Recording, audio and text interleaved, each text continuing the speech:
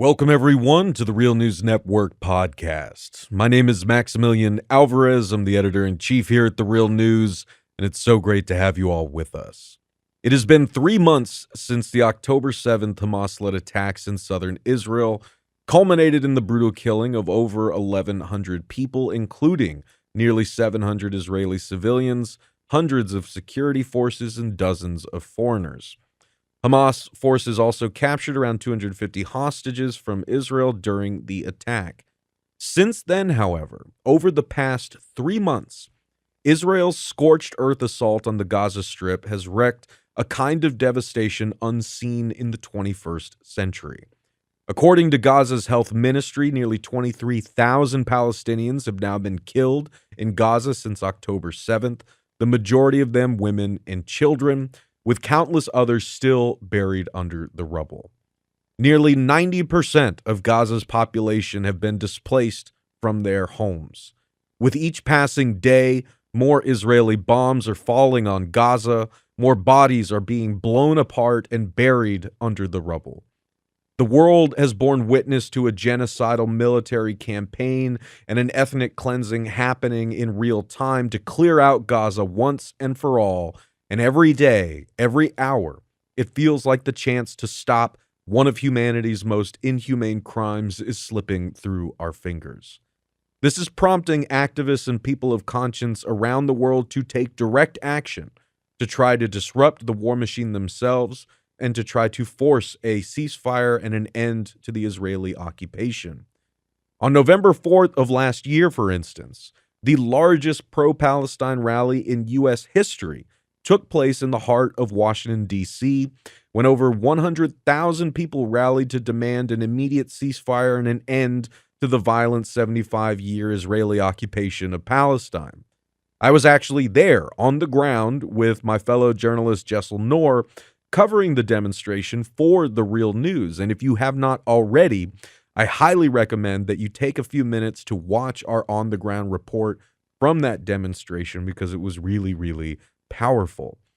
And this Saturday, January 13th, 2024, demonstrators from across the country will once again descend on the nation's capital for the March on Washington for Gaza, co-organized and co-sponsored by Code Pink, the American Muslim Task Force for Palestine, and many other organizations. And today, we're going to talk about labor's role in this fight. And we're actually going to talk with some of the workers and unionists who are going to the demonstration on Saturday as workers and unionists and people of conscience. Listen, as we've talked about many times here at the Real News Network, labor has a long and proud tradition of using worker power to fight against war, genocide, and apartheid around the globe. Let us not forget the heroic actions taken by members of the International Longshore and Warehouse Union who protested apartheid in South Africa and even refused to unload South African cargo at ports here in the United States. Sadly, over the past 3 months, organized labor in the U.S. has been moving slowly when it comes to taking an active stand against the destruction of Gaza and the slaughter of Palestinians. Now, that is not to discount the brave and necessary actions that certain national unions, local unions, and rank-and-file groups have taken over the past 3 months and even before to stand against the violence of Israeli occupation, like the United Electrical Workers, the United Auto Workers, Starbucks Workers United, and so on. But sadly, again, those groups are largely the exception than the rule, or at least that has been the case over the past 3 months, but it hopefully looks like that is changing. And again, I want to introduce our incredible guests today who are going to talk to us about their role in fighting the violence of occupation, ending the madness of the destruction of Gaza, and why they, as workers and unionists, feel compelled to attend the March on Washington for Gaza this Saturday. So I could not be more honored to be joined today on the Real News Network podcast by Emma Mae Weber. Emma is a Milwaukeean and a member of SEIU Local 500s. That's the Service Employees International Union Local 500. And she is also a union steward. We are also joined today by friend of the Real News and a previous guest on the Real News, Ryan Harvey. Ryan is a Baltimorean, an organizer, and a member of SEIU Local 500 as well. Emma, Ryan, thank you both so much for joining me today on the Real News Network. Thanks for having us. Yeah, thank you. Well, I really appreciate you guys making time for this. I know you've got a lot going on, and we are recording this just a few days ahead of this, big march planned for Washington on Saturday. And so I want to jump right into it here. And I want to go around the table and have y'all introduce yourselves in more depth than I was able to do just now. Right. I wanted to ask if you could, tell our audience a little more about yourselves as rank and file workers. Like, what kind of work do you do in your day-to-day life?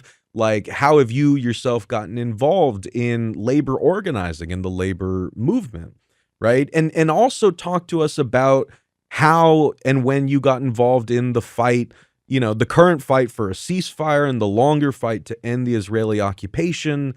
And tell us about how those two sides of your lives have kind of converged and come together at this moment. Yeah, well, I can start, Max, and thanks for having us again. And shout out to the Real News. Shout out to Baltimore.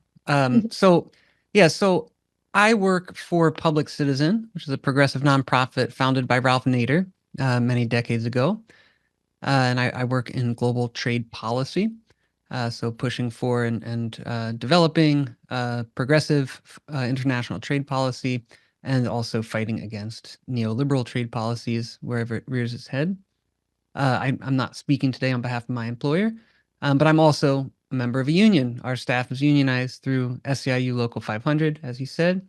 And our union represents a lot of educators and a lot of nonprofit workers, some grad students, adjunct professors. We represent non-teaching staff at Montgomery County Public Schools. We represent adjunct professors and grad students at American University. We represent adjunct professors at Goucher College, McDaniel, Micah in Baltimore, at Howard University, Georgetown, and a bunch of other places, as well as places like Media Matters, Oxfam, Public Citizen, Action Aid, and a number of others. So that's who we represent.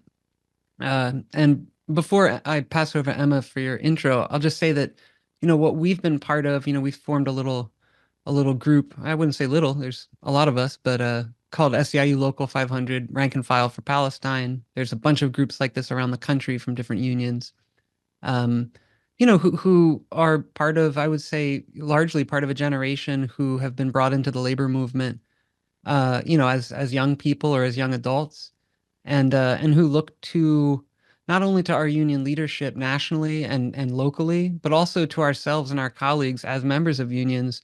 We see unions as being a lot bigger than just what's in our contract and what the union means for us, as workers. We also think about it as a venue of democratic, what's the word, like building democratic pressure. These are organizations that represent people. They're made up of members. They're democratic bodies. And we live in a country and a world that's sorely lacking in real democracy. So we see these venues as things that we should be able to organize within and use as forums through which people can express, and not just express their opinions, but actually impact policies where, something like what's happening in Gaza with the U.S. role, I mean, it's wildly unpopular. So these are venues through which that can be expressed and something can be done about it. So yeah, MMA, what you got? Yeah, wow. I feel like Ryan really summed up a lot of like what we are working on as like a rank and file group of SEIU Local 500. And I am relatively young. I'm a young worker. I'm a young unionist. I'm 24. And I'm a media researcher. So part of what, I think really activated me in all of this is like part of my job is seeing this on TV over and over again. And I know that I'm not the only one. I know most people are seeing this on their screens over and over again. And I'm not someone who can separate pieces of myself, like worker or organizer or activist, into separate categories. To to me, those really all make up who I am. So the natural progression of that is that my union organizing is going to be representative of the fact that workers should be standing with the people of Gaza because, you know, an attack to one of us is an attack to all of us in my eyes. And as workers, we stand with the working class people from across the world. So, yeah, I got into organizing union work relatively recently, I guess, with my age. But as soon as I was able to join my union, I did, and became a union steward, and am also doing union organizing here in Milwaukee because I'm not East Coast. I am in the Midwest, and we do a lot of organizing work around a ceasefire here in Milwaukee as well, and the calls coming from the labor movement here in the Midwest. So it's kind of a little background about where my union organizing comes from. Hell yeah. And I want to circle back to how this rank and file group within y'all's own union came together and the kinds of conversations that y'all have been having about the group itself and about the upcoming demonstration in DC this Saturday. But before we get there, MMA, I just kind of wanted to follow up on that point that you made, right? Because that's kind of like why I phrased the question the way that I did. But you put the answer so beautifully where you said, like, you know, like, I'm a full person. Like, I've got these different sides of me that I can't just separate into these neat little boxes like, you know, worker, activists or what have you. Right. You know, and I think that's the case for all of us. Right. And that's why I find it so frustrating. Like when I go to the largest, you know, pro-Palestine march in U.S. history back in November, and the way that mainstream media pundits and even a lot of politicians in DC talk about a demonstration of that size is like they talk about the people who make up that massive crowd as if like they're all professional activists, right? Like as if we've all just come out of some Antifa basement, or, you know, like that we sit in like an organizing circle and only come out when there's a demonstration, and then we go right back to where we were before. But when I was there talking to people on the ground, I was like, these are just regular people. These are UAW union members. These are high school students. These are retired workers. These are just people who have come out to make their voices heard and to show, you know, like their elected leaders, and to show the world that they stand against the slaughter of Palestinians and the destruction of Gaza. But they're just regular people like us, you know, like it's not as easy to divide, you know, like the sides of ourselves, worker and organizer, activists, and so on and so forth, into those neat little boxes. But I do still think that the ways that we're trained to think about ourselves sort of puts those barriers in place, right? And unions are a perfect example, right? People look at unions, they hear what like Ryan's saying about the importance of organized labor, and they may think, yeah, that all sounds great. But they should only be focused on like the working conditions in their given shop, or, you know, the conditions of their members.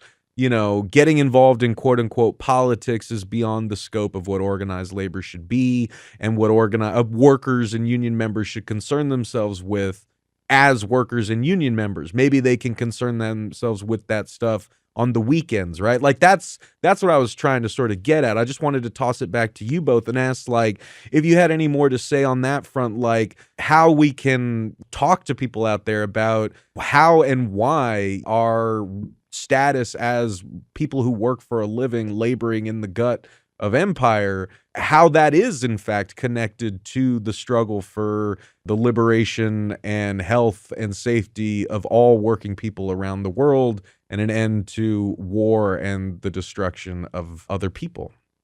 Yeah, I mean, look, if you know, if your yard keeps flooding because the river keeps flooding, and you keep cleaning the water out of your yard, at some point you're going to ask, why does it keep flooding? Everyone's yards are getting flooded, right? No one's going to be like, hey, whoa, stay in your lane, you know? Mm-hmm. You don't have to do acrobatics to connect these things. Like the conditions that most people are fighting for in their lives, often through a union, sadly too often not through a union, is for a life of dignity. It's for enough money to be able to not, to go to the grocery store and not have to check your bank account, right? To have health care, to own a home, right? To not have your car break down become a crisis that could significantly change your life, right? Um, these are basic things. They involve money, they involve resources. And the thing underlying all of that is a drastically unequal distribution of the wealth that our society generates, right? And it's very, very public right now. I mean, the Biden administration was saying, "Oh, don't worry, we can definitely afford two wars," right? At this time when food costs are skyrocketing, right? So, of course, you don't. Again, there's no acrobatics involved. It's directly connected. Our government prioritizes going to war and making sure that arms contractors make huge profits, that their friends in power are protected around the world through the mass killing of civilians if need be, and the basic needs of people at home and especially around the world just go unmet for generation and generation and generation. And then when people are angry about it, we are baffled, at how unprecedented it is. Why are all these people so upset, right? So that's the context that we're in. In terms of as union members, the language we use matters. I try to avoid using the words like activist when describing groups of people doing something. I try to use words that describe them as regular people because I'll let you all in on a secret. Activists are also regular people. Right? Mhm. I've been in many an Antifa basement in my musical career. I believe that's my most frequented venue. And I think Ryan and I met in an Antifa basement. And I'll let you in on another secret. Those people are regular people too. They're, I have friends, I grew up with in the punk scene who became, engineers, electricians, nurses and doctors and teachers and, folks who work in the food industry, bartenders, whatever, like people you interact with every day, postal workers, etc. So, but the words we use do matter and the ways we identify do matter. Um, with what we did through our local is we were all really frustrated about this and trying to think where are ways that we can put pressure on our government to stop supporting Israel's genocide in Palestine. We have an obligation to do it. So we started looking for different ways. And one of those ways was through our union. So we realized that our local hadn't signed on to the national petition for a ceasefire. Folks at my organization started talking about it. We heard that folks at other organizations were talking about it within our local. And so we all started talking about it together. We sent a big letter, signed by over 100 members of our local to our leadership. We did some organizing, and our local signed on to the ceasefire, which is awesome. We're very appreciative of that. And now we're keeping the ball rolling. So we've put out a call for a labor contingent to join together this Saturday in DC at the big march, 12 o'clock noon at the Navy Memorial on Pennsylvania Avenue, right by the rally site. Because we want to network with other unions and other rank and file caucuses like we've built, so that we have a stronger voice, especially on the issue of Palestine, but also on other issues that overlap with that. So yeah, MMA. Yeah, you stole a lot of what I was going to say right out of my mouth, so that was really great. But I guess like thinking a lot about the terms, going back to the idea around the words that we use and how we identify ourselves. I think kind of what you all were talking about before of the words or the way that we get identified, especially like with the term as activist, is meant to like isolate us and is meant to make people who might not be sure if they should join in, if those are their people, because it's like, oh, it's this other group doing this thing instead of like the people who I can identify with, my fellow neighbors, my coworkers, like, and that's what's so important, I think, in showing up as workers, especially like with this action, is because like we're not marching as you know specific titles in our accomplishments or like what we stand for specifically with a political identity, but necessarily just like standing within our identity as workers and as community members. But if they just said that a large group of community members was outraged instead of a large group of activists, I think people would probably be a little bit more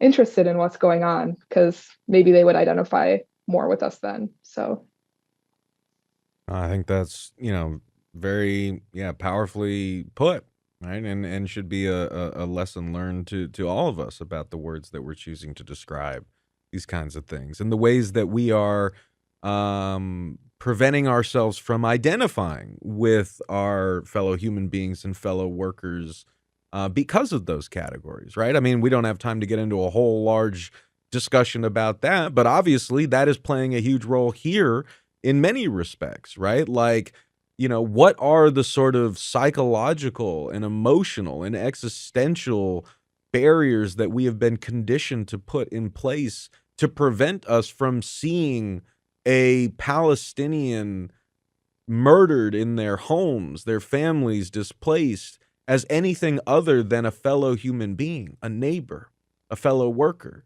right? Like someone who is flesh and blood like you. That is enough. That's all you need to know. The nationality, the religion, the gender. I mean, like so many of these other categories that, like have been used through mainstream media coverage, through the political discourse about Israel, Palestine. The cumulative effect, right, is giving people innumerable excuses to not empathize with their fellow man.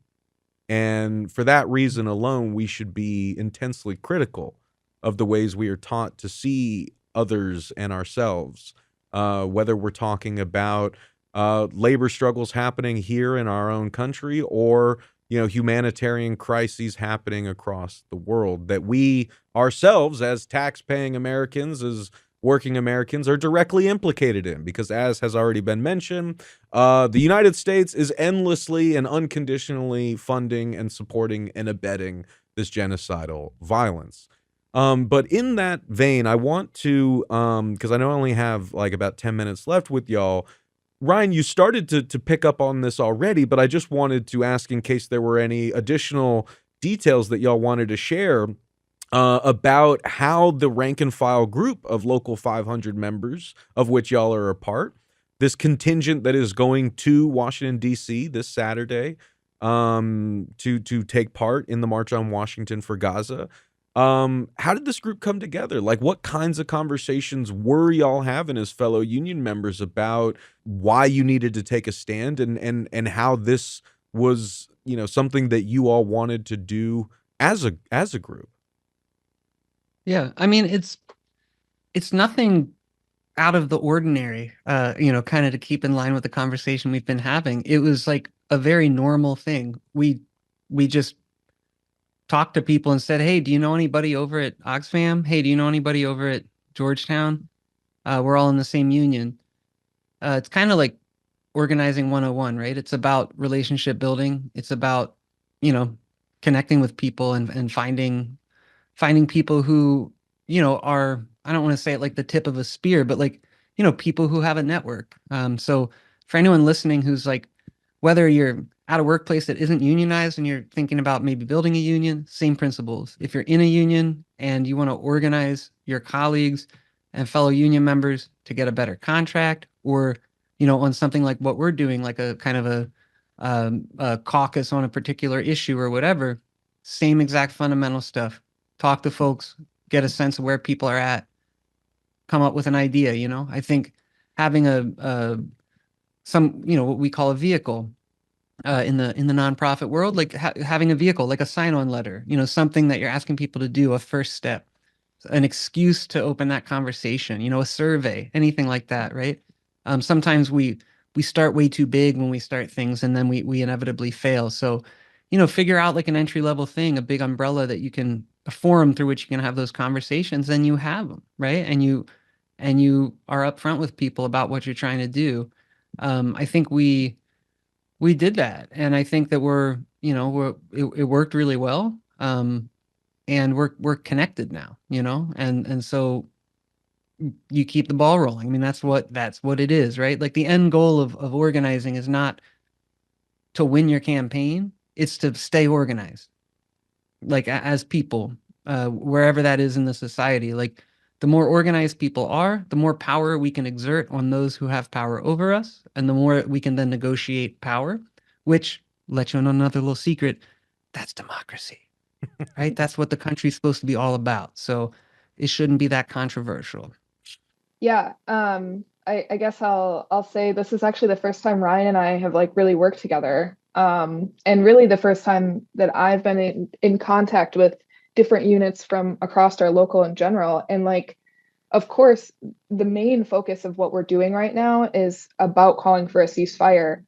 But because we're all organizing around that, the other cool thing that's coming out of this is that we're building those pathways and those connections with each other that we're going to be able to continue to lean on as we continue to organize with each other. And so, like, I'm in a group here in Milwaukee of a whole bunch of young workers and young unionists, and I spoke about this with them and how when you start a campaign like this, it is about the focus of that campaign, but it's also like getting those wheels turning on connection and relationship building. And those are things you can continue to use and fall back on as more things come up, as your contract needs to be strengthened, as you're facing bigger and bigger issues at your workplaces. So it's kind of twofold, and it's been great working with Ryan. It's been great working and meeting all these other people in my local. And it's all because we realized that something needed to be said from our union, which is great. I'm really proud of the people I get to call my union siblings. So, And it doesn't need to be like a hostile, like, the thing about being organized is that when you have power, whether it's a small degree of power like what we might have, or a large degree, you can have different kinds of conversations with people with, you know, different amounts of power, and it's not as awkward, right? Like, you might be, when we pushed on our union leadership, like, yeah, there was an uncomfortableness about it because, like, this is my union leadership. Like, I want them to come to bat for me when we're negotiating contract, right? Like, we're in a relationship, but our perspective is not we're trying to be a pain in the ass. It's like we're trying to strengthen our union. Like, we are members of the union, and according to the polls, a lot of people think that what's happening is really, really wrong and want something done about it. So, you know, we have to think of ourselves like, actually, we're helping, right? We're trying to help. We're trying to make our union something that more people want to be part of, that see a reflection of themselves in, and also union colleagues of ours who are Palestinian, who have family in the Middle East, etc., who are feeling abandoned. Like, we're also like helping make this a place that folks feel comfortable calling, wearing that button and turning out to rallies and whatnot. So there is an uncomfortableness when you organize, especially when you're the people that you're kind of going up against might even be people you respect, they're friends or whatever.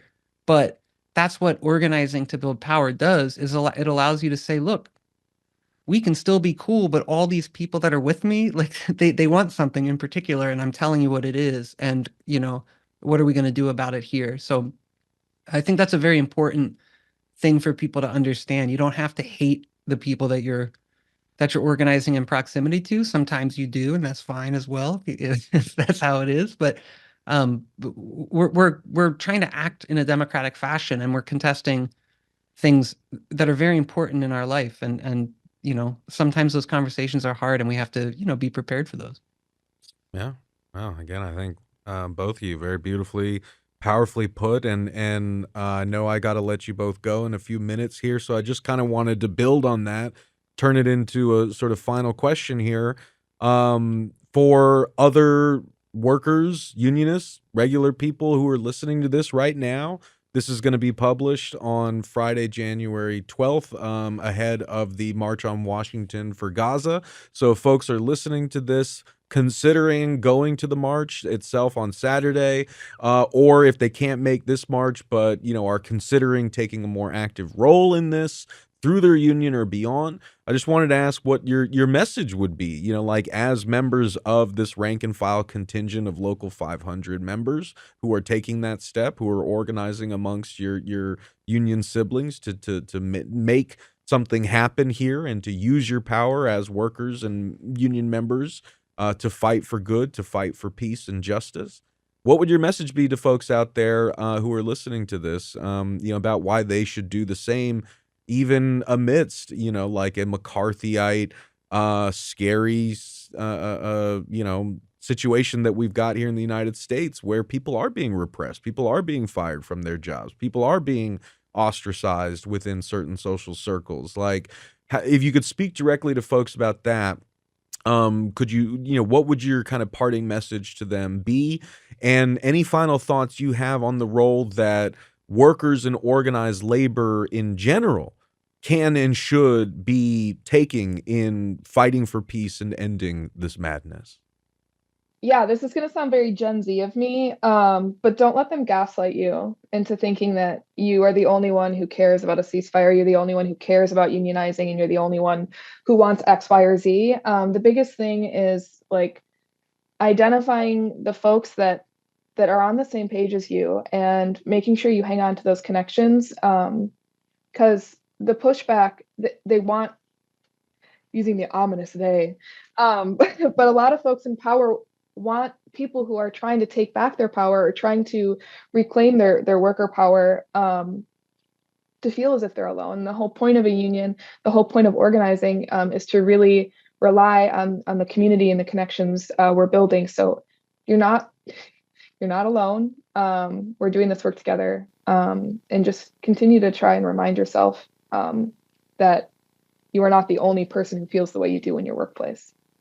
Yeah, and in terms of speaking to the situation in Gaza and in Palestine, like, I've heard people say, like, not a lot of people, but saying like, oh, what? So you guys want Trump?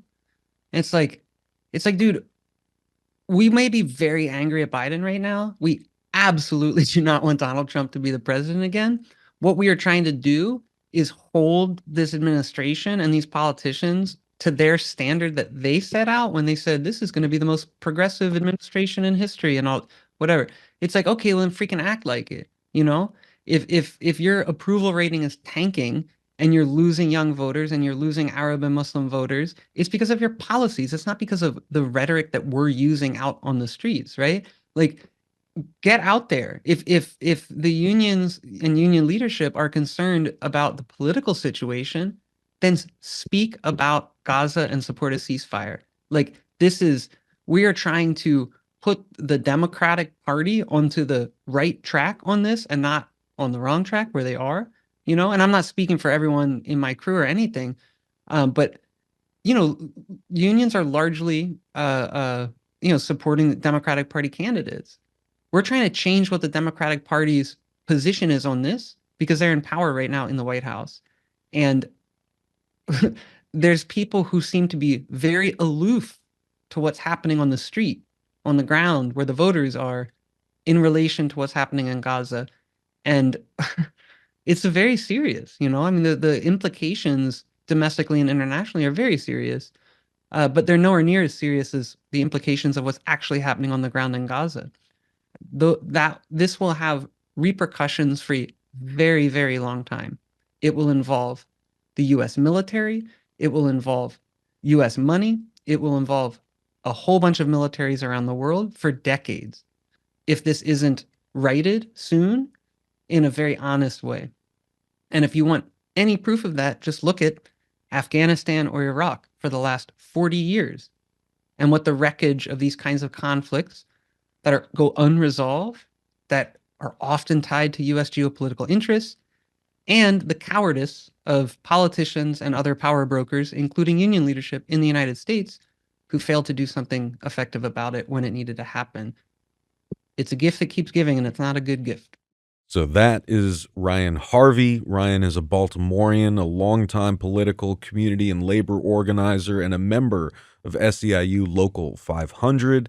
And Emma Mae Weber. Emma is a Milwaukeean and a member of SEIU Local 500, as well as a union steward.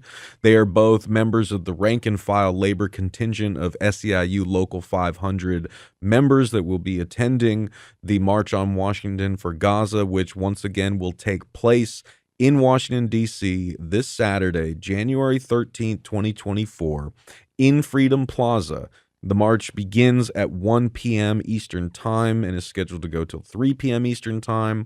And Ryan, Emma, just one more time, can you give our listeners the details about where the labor contingent will be meeting on Saturday as well? Yeah, it'll be at 12 o'clock noon. It's going to be at the Navy Memorial. There's a Archives Navy Memorial Metro stop right there. It's on Pennsylvania Avenue. It's just a couple blocks southeast of the main rally. So we'll be there at noon and we'll march up to the rally together. Awesome. Around 1. Well, thank you so much, Ryan and MMA, for joining us today on the Real News Network. I really, really appreciate it. And thank you to you all for listening. Thank you for caring. As we say all the time here at the Real News Network, no one can do everything, but everyone can do something. And you can do something to stop this. So please, whatever it is, keep doing what you got to do. Bring more folks into the fight and keep supporting the work that we are doing here to cover those who are fighting that good fight, because we need your support to keep doing this work and to keep bringing y'all more important coverage and conversations just like this. So please, before you go, head on over to therealnews.com/donate and become a supporter of our work today. It really makes a difference. For the Real News Network, this is Maximilian Alvarez signing off. Take care of yourselves. Take care of each other. Solidarity forever. Thank you so much for watching the Real News Network, where we lift up the voices, stories, and struggles that you care about most. And we need your help to keep doing this work. So please, tap your screen now, subscribe, and donate to the Real News Network. Solidarity forever.